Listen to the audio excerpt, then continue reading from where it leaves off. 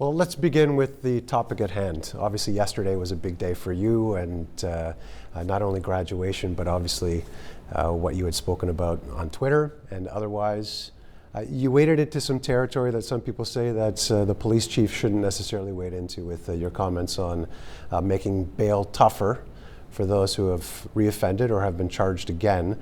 Why did you decide to wade in on that topic? Well, yeah, a couple of things. I'm always in my lane whenever I'm talking about the safety of the men and women that volunteer to put their lives in danger. So I'll kind of push back on that a little bit. All that had happened was I had obviously done my half-year assessment of the community space project that we've been doing as a result of all levels of government helping us out. Looking at that landscape, I went a little deeper to look at some of the issues and concerns to see if there are any patterns or trends. And so I took August 1st, and I picked that date because really that was at the turning point when the community really had concerns about the gun activity going on in the city. So I started August 1st, and I just rounded it off to the end of September and said, let's have a look at all of these numbers. Let's see if we see anything. And one of the things that was noticeable was that 53 people on firearms charges were given bail. And you go a step further, and 24 of them wound up getting arrested and going out on bail again. So my question was, is the community aware, and is the community happy with the way things are right now? And I think that's a fair question, because when I go into communities, I hear their pulse. What do you make of the criticism that you received yesterday as a result of this? I don't think it was criticism. What I think it was, there were two lanes. After I spoke, I was able to look at the interview with Mr. Lacey, and he is speaking to the court of law.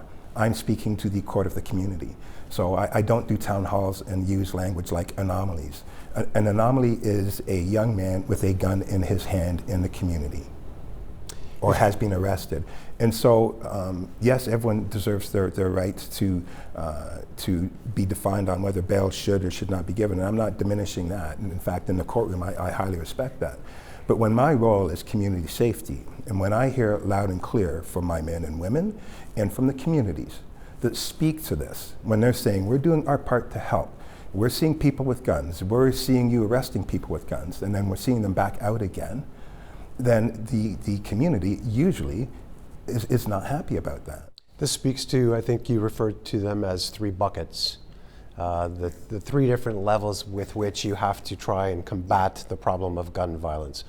Review those for me, explain to me what you're talking about and how you can make sure that each of those levels is at its highest. Okay, great. And I just want to clarify one thing about the bail issue. I'm talking about bail as it relates to firearm offenses. Right. The whole city's on fire right now because people are shooting other people in the face. And I'm saying when it comes to bail and firearms, that's a higher threshold for me. That is something that needs to be scrutinized a lot better from all lanes within the judicial system. So having said that, the three buckets, I try to keep it as simple as possible. And when I talk about gun violence, first off, gun violence, street gang violence is a social issue, full stop. The throw them in jail and never let them out again, that is not going to happen. We know that 90% of people apprehended and serving time are coming back into the community again. The social issue speaks to economics, speaks to fairness, speaks to the education, speaks to income, and a whole host of other things that various communities are at the lowest end in all of those aspects. And so when that is the social start of what's going on, and the lived experience causes young men in those neighborhoods to have to make decisions. And for some reason, the decision of actually using a gun in their process becomes a reality. That first bucket that I talk about is the at-risk. The young men and women, giving them the tools and the opportunities, having sustainable things within the communities so that there is hope. There are options, more options than picking up that gun. And so if we can reduce the numbers of those young at-risk men that don't pick up the gun, we're in a good spot. But then we've got that middle lane. That's our lane. Once you pull that trigger, you're ours. You're an enforcement person. We are going to investigate you. We are going to apprehend you, and we are going to bring you before the judiciary. That's what our role and responsibility is. But that's also reactive policing. Sure. If you shoot somebody, we're going to look for you and apprehend you. Right, and you've spoken about the third bucket already in regards to bail. Getting No, back to no, the third bucket is not in regards to bail. Okay. Okay. That third bucket speaks to stopping the circle, the cycle. Because what happens is, when that person, when I say 90% of them are getting released, they're going to serve their time, they're going to come out. A lot of times their only option is to go right back in, get that gun. I'm a young man, usually a young man of color. I'm not going to get a job in today's environment because jobs are hard to come across. I have no choice but to go back into that cycle. And if that young man has shot somebody, the moment he comes out, he will be shot. I've worked homicide for 8.5 years. I could go to a scene, look at a street gang member that is dead, and know who the next person is that is going to get killed. That is still happening today. Members of the community know this. Law enforcement knows this. And we know this because it is happening over and over again. So breaking that cycle is what is critical. And the investment, Mark, has to be in all 3 lanes. If you do it in 2 out of the 3, you will not succeed. And the investment has to be equal.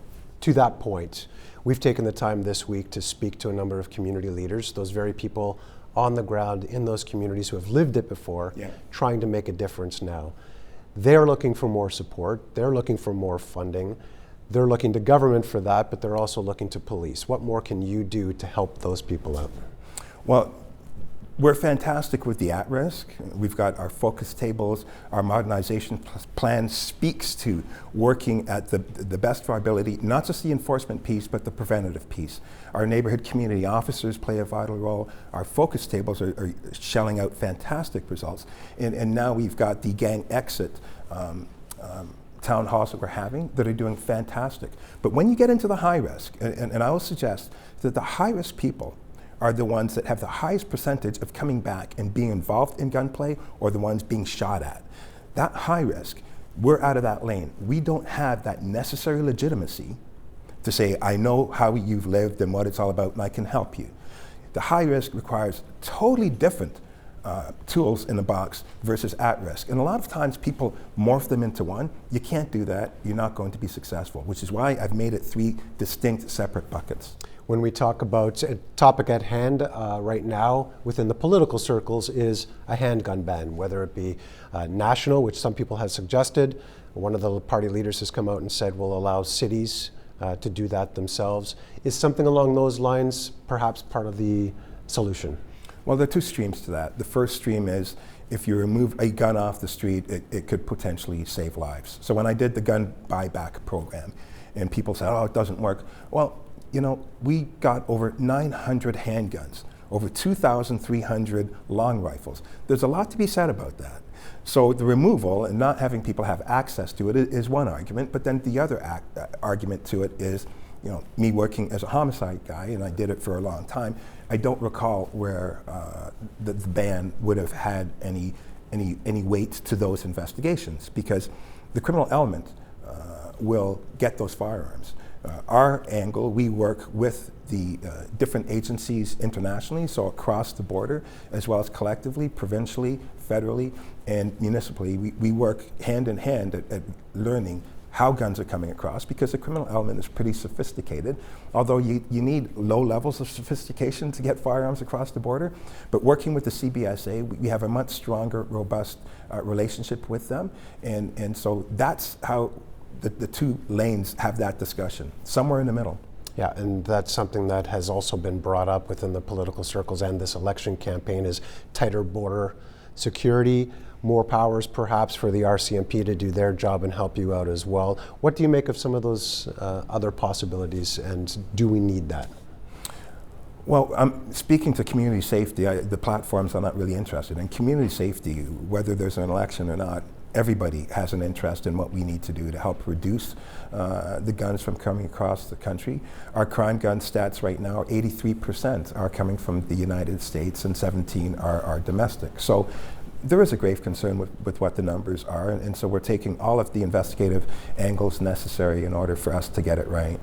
Gun violence is probably the #1 issue, but there are other things at play in this city. You've been given a contract extension to this point. So what are your priorities? What's your focus until the end of 2020? Well, I mean, I've got a few things that I want to close the loop on. When I had the opportunity of being a co-chair with Andy Pringle on the modernization way forward plan and with the transformational task force, there are some things that I'm looking at closing the loop to, or at least furthering, advancing our organization. And so I'm hopefully looking at the opportunities of the body-worn cameras as one of them, and seeing if we can have a deployment that is beneficial to the organization as a whole, so we can have proper deployment in the right places at the right time. So we're in the middle of a few things which are key and critical right now, and I've got a couple of things that I'll keep to myself that I want to close the loop on as well. Perfect. Thanks for doing this. Thank you. I appreciate it. Okay.